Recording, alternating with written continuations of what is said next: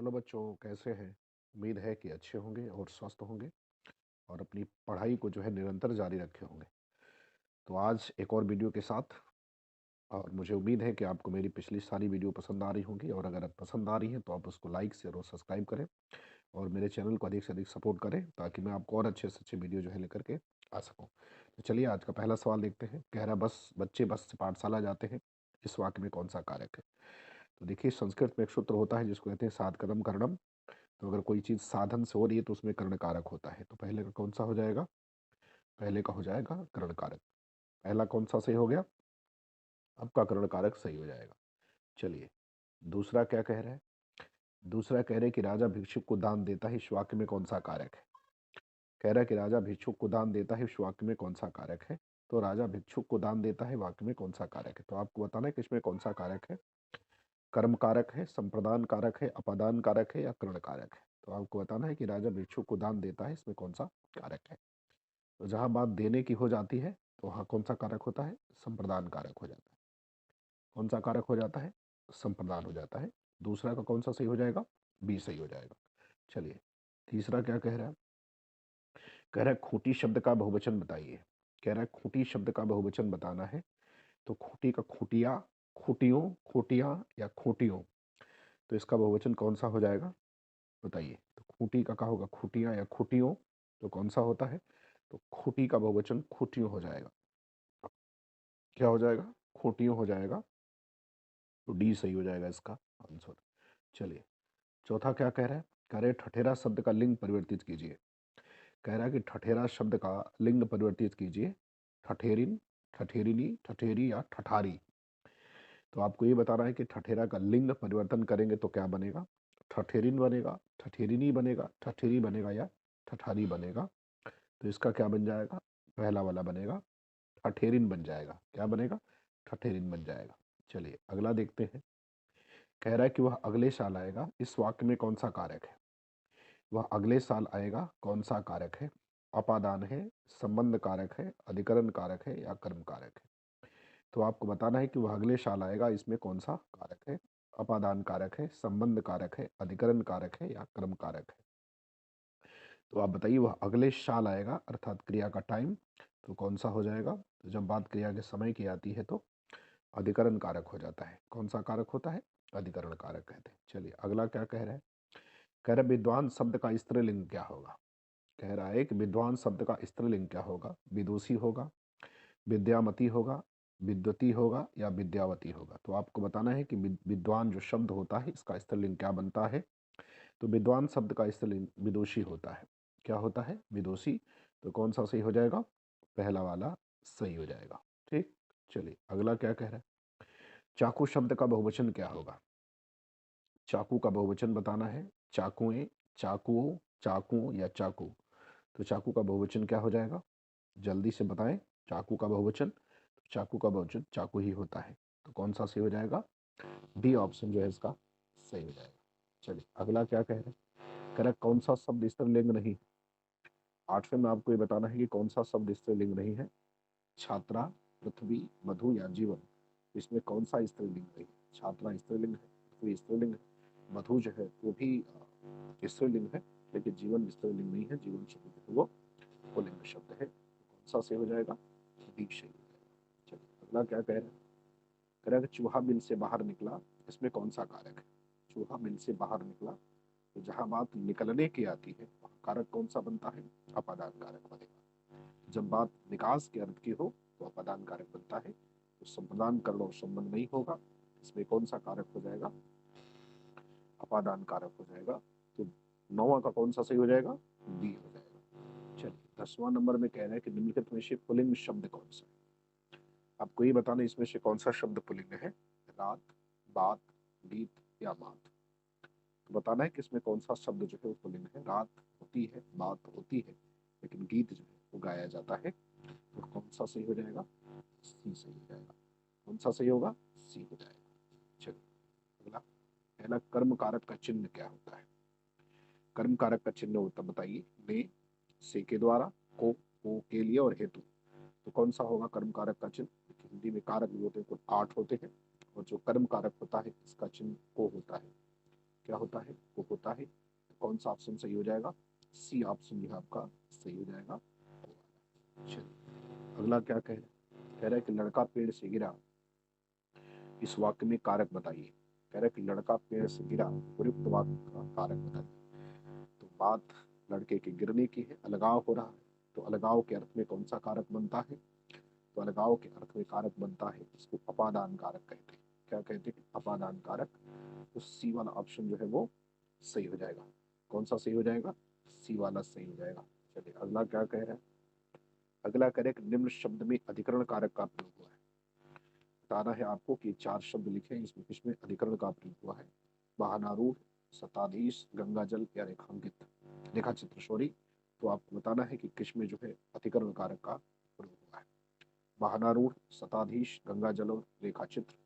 तो इसमें प्रयोग वाहनारूढ़ पर हुआ है। वाहन पर आरूढ़ होता है, बैठना, तो पर का प्रयोग अधिकरण कारक में होता है, इसलिए 13 का पहला सही हो जाएगा। 14 कह रहा है कि निम्न में से किस संप्रदान वाक्य में संप्रदान कारक है। किस वाक्य में संप्रदान कारक है, तो संप्रदान कारक की विभक्ति को और के लिए होती है, लेकिन को का भी अर्थ के लिए के ही रूप में होता है। पहला कह रहा है कि मेरा घर स्टेशन से दूर है, नहीं बनेगा। राम घर पर सो रहा है, राजा ने निर्धनों को कंबल दिए, किसको दिए, निर्धनों को। जब बात देने की आती है तो संप्रदान कारक ही होता है देना। चलिए तो 14 का शीर्ष सही हो जाएगा। 15 में क्या कह रहा है, कह रहा है निम्नलिखित में से कौन सा हमेशा बहुवचन में प्रयुक्त होता है। आपको बताना है कि कौन सा शब्द जो है वो हमेशा बहुवचन में प्रयुक्त होता है। हस्ताक्षर, समाचार पत्र, चिड़िया और तिजोरी, इसमें कौन सा जो है वो हमेशा किसमें प्रयोग होगा, बहुवचन में होगा। तो इसमें हस्ताक्षर जो शब्द होता है वो हमेशा किसमें प्रयोग होता है, बहुवचन में प्रयोग होता है। तो कौन सा सही हो जाएगा, पहला वाला सही हो जाएगा। चलिए अगला देखिए, अगला कह रहा है कि कवि शब्द का स्त्रीलिंग रूप क्या होगा। कवि शब्द का स्त्रीलिंग रूप क्या होगा, कवित्री होगा, कवित्री होगा या कवित्री होगा। तो आपको कवि शब्द का स्त्रीलिंग रूप बताना है। तो शुद्ध कौन सा बन जाएगा कवि का, तो सी वाला बनेगा, कवित्री कहते हैं। क्या कहते हैं, कवित्री कहते हैं। तो सी इसमें क्या हो जाएगा, सही हो जाएगा। तो 16 का कौन सही हो, सी हो जाएगा।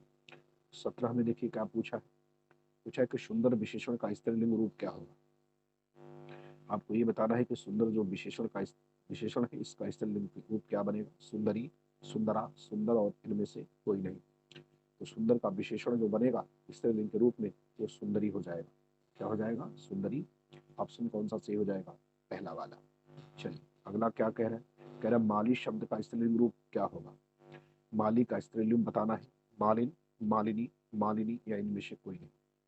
तो माली का स्त्रीलिंग रूप क्या होगा, मालिनी या मालिन या मालिनी। तो कौन सा इसमें सही होगा, तो 18 का आपका उत्तर बताना है। तो माली का मालिन हो जाएगा। क्या हो जाएगा, मालिन, पहला वाला। कौन सा सही हो जाएगा, पहला वाला सही हो जाएगा। चलिए आगे देखिए, 19 में कह रहा है कि निम्नलिखित में से स्त्रीलिंग का कौन सा युग्म सही है। मतलब एक एक ऑप्शन में दो दो युग्म दिए हैं, दो दो शब्द दिए हुए हैं। आपको ये बताना है कि इसमें से कौन से ऐसे दोनों शब्द हैं जो स्त्रीलिंग के रूप में प्रयोग हो रहे हैं। कांति, कौतूहल, आदित्य, अंतिका, अंतिका, आंचल, आंधी, आत्मा और पुस्तक। तो आपको बताना है कि कौन सा इसमें सही हो रहा है। तो देखिए 19 में डी वाला सही होगा, क्योंकि आत्मा और पुस्तक दोनों जो है स्त्रीलिंग शब्द है। तो 19 का कौन सही हो जाएगा, डी सही हो जाएगा। चलिए 20 में क्या कह रहा है, कह रहा है कि सोहन मकान के भीतर है में कौन सा कारक है। सोहन मकान के भीतर है, कहाँ है, मकान के भीतर है। अधिकरण कारक होगा, अपादान होगा, संप्रदान होगा या कर्म होगा। तो आपको बताना है कि कौन सा कारक बनेगा, अधिकरण बनेगा, अपादान बनेगा, संप्रदान बनेगा या कर्म बनेगा। तो 20 में क्या बन जाएगा, अधिकरण बन जाएगा। कौन सा बनेगा, अधिकरण बनेगा। तो 20 का कौन सा सही हो जाएगा, पहला सही हो जाएगा। चलिए 21 में क्या कह रहा है, कह रहा है सीता कलम से लिखती है वाक्य में किस कारक का प्रयोग हुआ है। अर्थात क्रिया को करने के लिए कौन से साधन का प्रयोग हो रहा है, कलम का। तो जब क्रिया के साधन के रूप में प्रयोग हो तो कारक करण बनता है। तो करण कारक किस ऑप्शन में है, तो दूसरे ऑप्शन में करण कारक लिखा हुआ है, इसलिए इसका उत्तर कौन सा सही हो जाएगा, बी सही हो जाएगा। कौन सा सही हो जाएगा, दूसरा वाला जो है वो सही हो जाएगा। चलिए अगला क्या कह रहा है, संज्ञाओं के किस रूप से उनकी संख्या का बोध होता है उसको व्याकरण में क्या कहते हैं। आपको ये बताना है कि संज्ञाओं के जिस रूप से उनकी संख्या का बोध होगा उसको व्याकरण में क्या कहेंगे। वचन कहते हैं, कारक कहते हैं, संज्ञा कहते हैं या लिंग कहते हैं।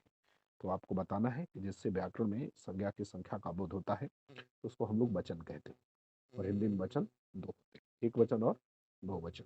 चलिए, कह रहा है कर्तव्य पारायण शब्द में समास पहचानिए। कह रहा है कर्तव्य पारायण शब्द में समास की पहचान करनी है। कर्म तत्पुरुष, संबंध तत्पुरुष, अधिकरण तत्पुरुष और करण तत्पुरुष। तो आपको बताना है कि इसमें कौन सा समास परिलक्षित हो रहा है। कर्म हो रहा है, संबंध हो रहा है, अधिकरण हो रहा है या करण हो रहा है। ठीक, तब देखा जाए तो कर्म कर्तव्य परायण में कौन सा बन रहा है, अधिकरण तत्पुरुष बन रहा है। तो 23 का कौन सा सही हो जाएगा, सी सही हो जाएगा। चलिए 24 में क्या कह रहा है, चार दिशाओं का समाहार का सामासिक शब्द क्या होगा। चार दिशाओं का समाहार जो होगा इसका सामासिक शब्द क्या होगा, चतुर्युग होगा, चतुर्दिक होगा, चतुष्कोण होगा या इनमें से कोई नहीं होगा। आपको ये बताना है कि चार दिशाओं का समाहार का जो सामासिक शब्द होता है वो क्या होता है। तो उसको क्या कहते हैं हम लोग, तो उसको कहा जाता है क्या, चतुर्दिक कहते हैं। क्या कहते हैं, चतुर्दिक कहते हैं। 24 का बी सही हो जाएगा। चलिए 25 में क्या कह रहा है, कह रहे द्वंद्व का अर्थ क्या होता है, युग्म या जोड़ा, समूह, क्रिया या इनमें से कोई नहीं। तो आपको बताना है कि द्वंद्व का अर्थ क्या होता है। ठीक, युग्म या जोड़ा, समूह, क्रिया या इनमें से कोई नहीं। तो देखिए जो द्वंद्व शब्द होता है इसका अर्थ होता है युग्म या जोड़ा, जोड़ा या युग्म, तो आप पहला वाला लगा सकते हैं। तो 25 का कौन सा सही हो जाएगा, पहला सही हो जाएगा। चलिए 26 में क्या कह रहा है, कह रहा है निम्नांकित में द्विगु समास है, मतलब जो नीचे लिखे गए हैं इसमें किसमें द्विगु शताब्द समास है, शताब्दी, अष्टभुजा, नकटा और चतुर्भुज। तो आपको बताना है कि किसमें जो है द्विगु समास आपको दिखाई दे रहा है या कुछ में जो है द्विगु समास बनता है। तो जो है 26 का उत्तर क्या हो जाएगा, पहला शताब्दी। शब्दों का समूह होता है उसको क्या कहते हैं, शताब्दी कहते हैं। चलिए अब 27 में क्या कह रहा है, कह रहे समास में किसका मेल होता है, ध्वनि का, शब्द का, वर्ण का या वाक्य का।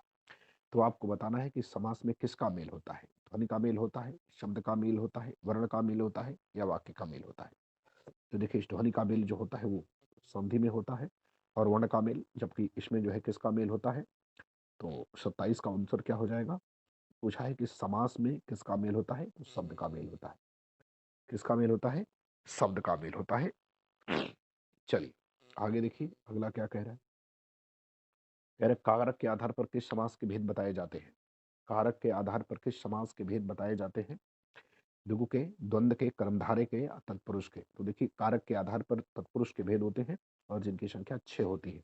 कितनी होती है, 6 होती है। तो ऑप्शन कौन सा सही हो जाएगा, डी वाला ऑप्शन आपका सही हो जाएगा। कारक के आधार पर समास में तत्पुरुष के ही 6 भेद होते हैं। अगला सवाल देखिए क्या कह रहा है, राम सो रहा है इस वाक्य में कौन सी क्रिया है। राम सो रहा है इसमें कौन सी क्रिया है, अकर्मक है, सकर्मक है, प्रणर्थक है या द्विकर्मक है। देखिए जब बात क्रिया के सोने की हो तो सोना क्रिया जो होती है वो अकर्मक होती है। तो कौन सा सही हो जाएगा, 29 का पहला सही हो जाएगा। कौन सा हो जाएगा, पहला हो जाएगा। चलिए 30 में क्या कह रहे हैं, निम्न में प्रणर्थक क्रिया कौन सी है। आपको ये बताना है कि इसमें कौन सी क्रिया जो है प्रणर्थक है, उठना, चमकना, गिराना या देना।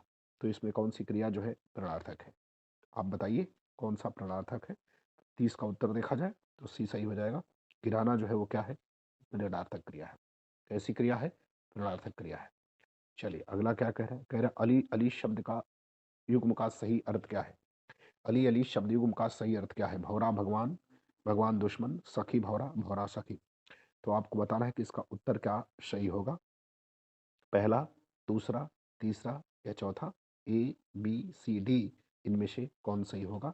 तो 31 का उत्तर कौन सा सही हो जाएगा, तो लास्ट वाला डी सही हो जाएगा, भौरा और सखी हो जाएगा। चलिए 32 में क्या कह रहा है, कह रहा है सर्प, मेढक, सिंह, घोड़ा, बानर, हाथी आदि को समझाने वाला शब्द कौन सा है।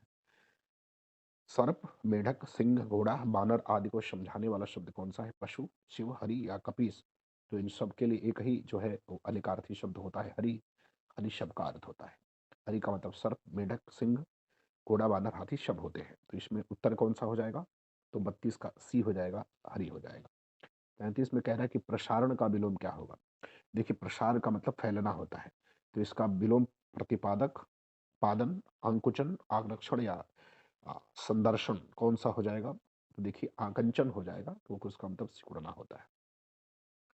तो ऑप्शन कौन सा सही हो जाएगा, 33 का बी सही हो जाएगा। चलिए 34 क्या कह रहा है, कर्कश का विलोम क्या होगा, नीचे दिए गए विकल्पों में से चुनना है आपको। कठोर, विवेकी, मधुर या विनम्र। तो कर्कश का विलोम बताना है कि कर्कश का विलोम क्या बनेगा। तो कर्कश का विलोम बनता है मधुर बन जाएगा। तो कौन सा सही हो जाएगा? सी सही हो जाएगा। ठीक, चलिए अगला देखिए। कह रहा है कौन सा शब्द ऐहिक शब्द का विलोम होता है? भौतिक होगा, पारलौकिक होगा, सांसारिक होगा या अहलौकिक होगा? तो आपको ये बताना है कि कौन सा विकल्प इसमें से सही होगा। ऐहिक का विलोम भौतिक, पारलौकिक, सांसारिक या अहलौकिक होगा। देखिए जो ऐहिक शब्द होता है इसका विलोम पारलौकिक होता है। तो ऑप्शन कौन सा सही हो जाएगा? बी ऑप्शन सही हो जाएगा। चलिए 36 में क्या कह रहा है? उस विकल्प का चयन करें जो दिए गए मुहावरे का सही अर्थ है। माथे पर बल पड़ना। कह रहा है कि माथे पर बल पड़ना जो मुहावरा दिया है इसका सही अर्थ क्या है? पहला कह रहा है सिर दर्द होना, पसंद करना, गुस्सा करना या असंतोष प्रकट करना। तो आपको बताना है कि इसका उत्तर सही क्या होगा। सिर दर्द होना, पसंद करना, गुस्सा होना या असंतोष प्रकट करना। तो माथे पर बल का मतलब होता है असंतोष प्रकट करना। क्या प्रकट करना? तो 36 का उत्तर क्या सही हो जाएगा? डी हो जाएगा, असंतोष प्रकट करना। 37 का देखिए। उस विकल्प का चयन करें जो दिए गए मुहावरे का सही अर्थ आठ है। आठ आठ आंसू रोना। उस विकल्प का चयन करें जो दिए गए मुहावरे का सही अर्थ है। आठ आठ आंसू रोना। पहला कह रहा है पछतावा, दूसरा बहुत अधिक विलाप करना, तीसरा कह रहा है आश्चर्यचकित होना और चौथा कह रहा है गिन चुनकर रोना कह रहा है। तो आपको बताना है कि इसमें कौन सा सही होगा। आठ आठ आंसू रोना, इसका मतलब कि बहुत अधिक विलाप करना। तो कौन सा सही हो जाएगा? बी सही हो जाएगा। ठीक, चलिए 38 में देखिए। कह रहा निम्नलिखित वाक्यों में से सही वाक्य का चयन करिए। सही का चयन करना है। तुलसी अवधि के श्रेष्ठ कवि और ब्रजभाषा के शूर है, गलत है। तुलसी अवधि के श्रेष्ठ कवि है और सूर ब्रजभाषी कवि है, ये भी गलत है। तुलसी और सूर अवधि और ब्रजभाषी के श्रेष्ठ कवि है, ये भी गलत है। तुलसी और सूर क्रमशः अवधि और ब्रजभाषा के श्रेष्ठ कवि है। तो ये डी वाला ऑप्शन आपका क्या हो जाएगा? सही हो जाएगा। कौन सा सही होगा? डी आपका सही हो जाएगा। तो 38 का उत्तर क्या हो जाएगा? डी हो जाएगा। चलिए 39 में देखते हैं। कौन सा शब्द शुद्ध है? कह रहा है कौन सा शब्द शुद्ध है? यानी वाल्मीकि, उज्ज्वल और द्वंद्व, इसमें से कौन सा शुद्ध है? देखिए वाल्मीकि, उज्ज्वल और द्वंद्व तीनों गलत है, यानी जो है सही है। तो इसका उत्तर कौन सा सही हो जाएगा? पहला वाला सही हो जाएगा। तो 39 का उत्तर कौन सा सही होगा? पहला सही हो जाएगा। और बच्चों आज का अंतिम सवाल कह रहा अहेतुकी का शुद्ध रूप क्या होगा? अहेतुकी का शुद्ध रूप क्या होगा? अहितकी, अहेतुकी, मेतुकी या अभितुकी?